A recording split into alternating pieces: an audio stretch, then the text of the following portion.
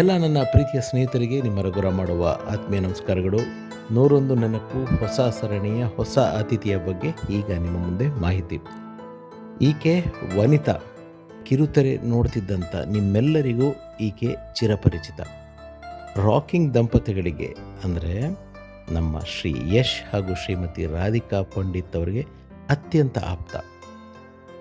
ಇವರು ಅಂತಾರಂಗೆ ಮೊದಲು ಜ್ಞಾಪಕ ಬರೋದು ಈ ಧಾರಾವಾಹಿ.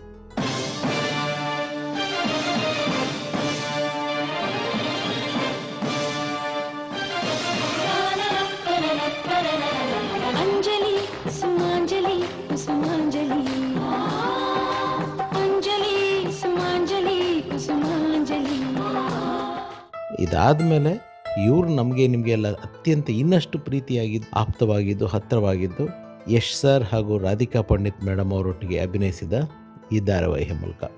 ನಂದ ಗೋಕುಲ ನಮ್ಮ ಮನೆ, ಪ್ರೀತಿ ಸಾಗರ ನಮ್ಮ ಮನೆ, ಅಕ್ಕರೆ ಮಾತಿನ ಸಕ್ಕರೆ ಬಾಳಿನ ನಕ್ಕು ನಲಿಸುವ ಅರಮನೆ.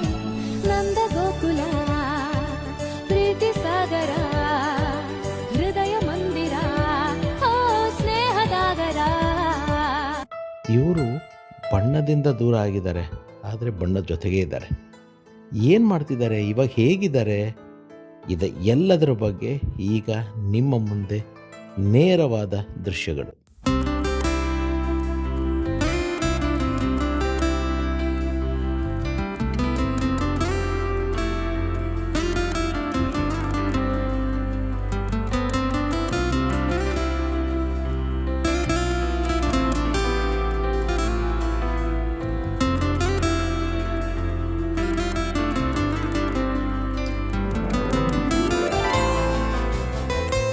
ಹಲೋ, ನಮಸ್ಕಾರ ಎಲ್ರಿಗೂ.